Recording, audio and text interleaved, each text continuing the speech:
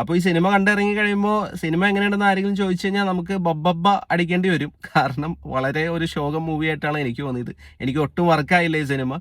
അഴിഞ്ഞാട്ടം കാണാൻ പോയിട്ട് ആകപ്പാടെ അവിയൽ പരുവമായി ഒരു അവിഞ്ഞാട്ടം കണ്ട ഒരു അവസ്ഥയാണ് ബബ്ബബ്ബ കണ്ടപ്പോൾ എനിക്ക് അനുഭവപ്പെട്ടത്. മൊത്തത്തിലൊരു സ്പൂഫ് പടമാണ്. ധനഞ്ജയ് ശങ്കറാണ് ഈ സിനിമ ഡയറക്റ്റ് ചെയ്തിരിക്കുന്നത്. എനിക്ക് ഈ സിനിമ കണ്ടിട്ട് കുറേ എന്തൊക്കെയോ കാണിക്കുന്നല്ലാണ്ട് ഒന്നും അങ്ങോട്ട് ഡൈജസ്റ്റ് ആയില്ല. ഈ സിനിമയിൽ ഒരു പോസിറ്റീവായിട്ട് എനിക്ക് തോന്നിയത് ദിലീപിന്റെയും ലാലേട്ടന്റെയും പെർഫോമൻസ് ആണ്. അപ്പൊ ദിലീപ് കുറെ വട്ട് ആയിട്ടുള്ള ആളാണ്. അപ്പൊ പുള്ളിയുടെ ആ ഒരു ക്യാരക്ടർ പുള്ളി നന്നായിട്ട് തന്നെ ചെയ്തിട്ടുണ്ട്.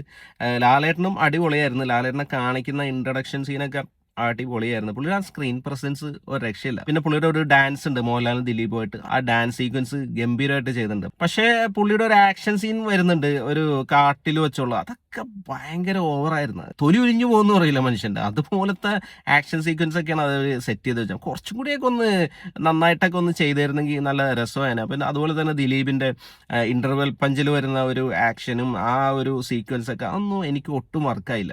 വിനീത് ശ്രീനിവാസനാണ് ഇതിൽ മെയിൻ മറ്റൊരു കഥാപാത്രമായിട്ട് വരുന്നത്. പുള്ളി നന്നായിട്ട് തന്നെ ചെയ്തിട്ടുണ്ട്. പിന്നെ ധ്യാൻ ശ്രീനിവാസൻ ഉണ്ട് ഈ സിനിമയിൽ. പുള്ളിക്ക് കുറച്ച് സ്ക്രീൻ സ്പേസ് ഉള്ളൂ, പക്ഷെ നല്ല രസമുണ്ടായിരുന്നു, നല്ല ഇമ്പാക്ട് ഉണ്ടായിരുന്നു പുള്ളിയുടെ ക്യാരക്ടർ. പിന്നെ ധ്യാൻ ശ്രീനിവാസനും വിനീത് ശ്രീനിവാസനും ഒരു കോംബോ സീനൊക്കെ ഉണ്ട്, അതൊക്കെ നല്ല രസമായിട്ട് തന്നെ വന്നിട്ടുണ്ടായിരുന്നു. തിയേറ്ററിൽ തന്നെ കാണുമ്പോൾ കുറച്ച് ഓളത്തിൽ ഒരുപാട് ക്രൗഡൊക്കെ ആയിട്ട് ആഘോഷമൊക്കെ ആയിട്ട് കാണുമ്പോൾ ജസ്റ്റ് ഇങ്ങനെ കണ്ടിരിക്കാം. തിയേറ്ററിൽ നിന്ന് ഇറങ്ങി കഴിയുമ്പോൾ നമുക്കൊരു ടേക്ക് അവേ ഒന്നുമില്ല. ഈ സിനിമ ജസ്റ്റ് ഇവർ പറയുന്ന പോലെ തന്നെ നോ ലോജിക്, ഓൺലി മാഡ്നസ് കുറച്ചുകൂടി മൊത്തം വട്ടായി പ്രാന്തായി പോയി എന്നുള്ളൊരു അവസ്ഥയാണ് ബബ്ബബ്ബ കണ്ടു കഴിഞ്ഞപ്പോൾ.